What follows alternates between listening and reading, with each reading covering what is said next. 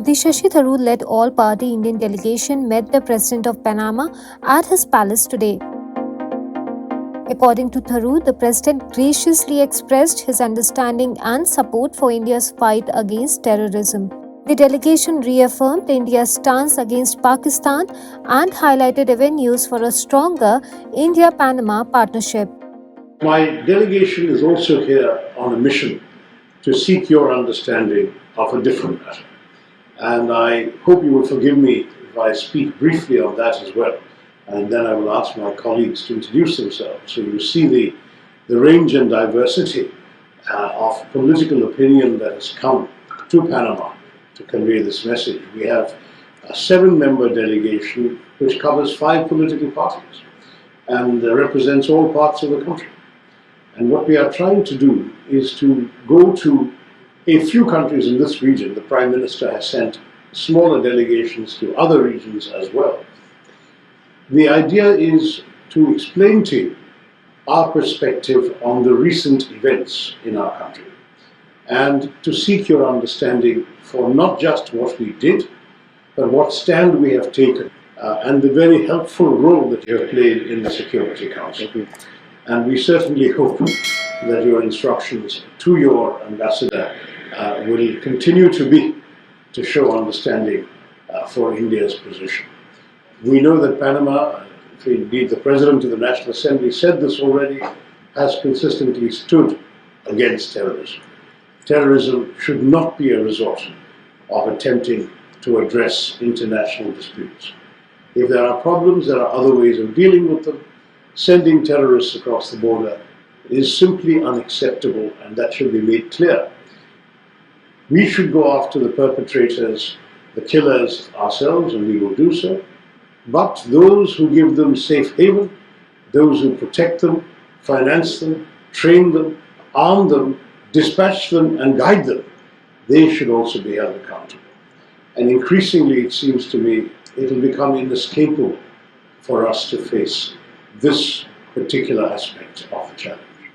And we certainly would like to seek your understanding. Besides the issue of counter-terrorism, which our chairman, Dr. Tharoor, has outlined, firstly, we express our deep gratitude to you, to the President, to the government of Panama for its unequivocal condemnation and unconditional support to India in this regard. From an economic point of view, if I may add 1 or 2 suggestions, the point about utilizing Panama to reach out through Mercosur to the Latin American markets in the areas of pharmaceuticals, in the areas of education is a very, very important point. That's certainly something we will take home. 2 areas which I would like to speak about on behalf of Mumbai, and one is of course the maritime opportunity. When I came here in 2013 as a shipping minister, I signed an agreement with my counterpart to share more information between India and Panama, because a lot of our ships are flagged in Panama, and we're also proud that one of the largest number of seafarers that pass through the Panama Canal are of Indian origin. But what's also interesting is that India has come of age in the last 10 or 12 years, especially when it comes to port management.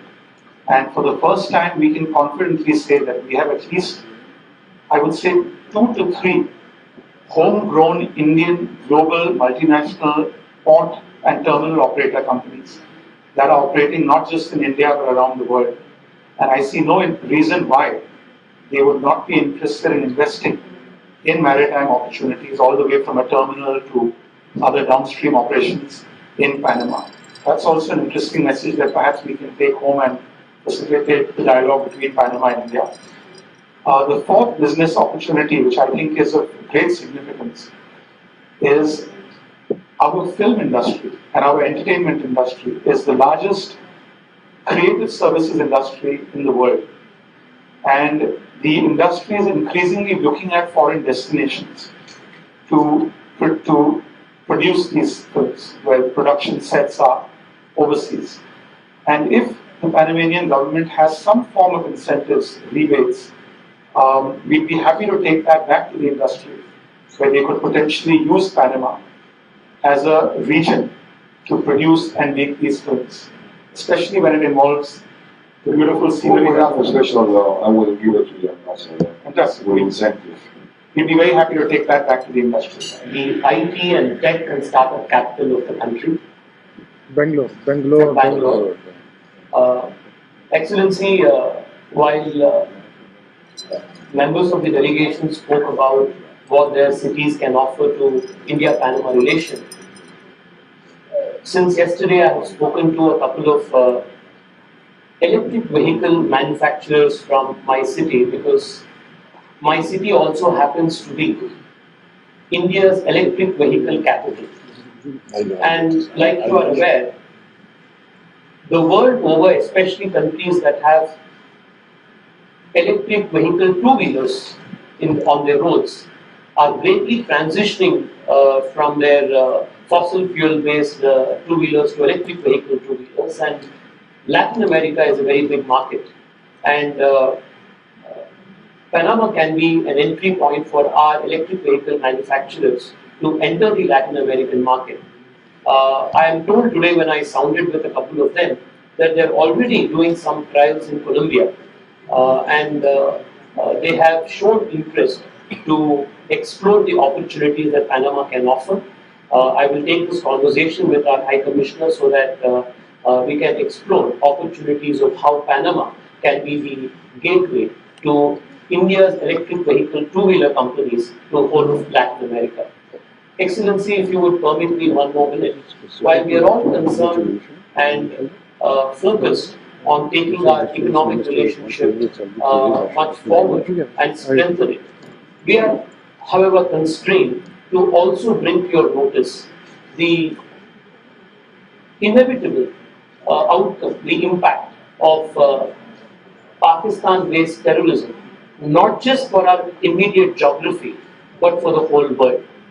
I want to take this opportunity to bring to your notice that most of the terrorist attacks that have taken place over the last few decades, that has emanated from Pakistan, has not restricted itself to its immediate geography, but has footprints all over the world. The 1999 hijacking of the Kandahar airplane was orchestrated by Pakistani agents. You are aware, Excellency, that Osama bin Laden was found in Pakistan's Abbottabad, where he found a safe haven. The 2005 London Tube bombings, of the 5 bombers, the investigations led to 3 of them being trained in Pakistan. The May 2010 New York Times Square bombing attempt, out of the 4 people who were apprehended, 2 of them were trained in Pakistan. November 2019, London, where 5 people were stabbed in central London. 2 of them were fatally, 2 of them succumbed to their injuries. A 28-year-old British national was of Pakistani descent and again was trained in Pakistan. January 2020, Paris attacks, an attempt to murder 2 people with a clever meat. This was again traced back to Pakistan. 2022, Excellency, there was an attacker with an armed pistol who took hostages in a synagogue in United States in Texas. The attacker, Malik Faisal, was again a Pakistani descendant. This is not an exhaustive list.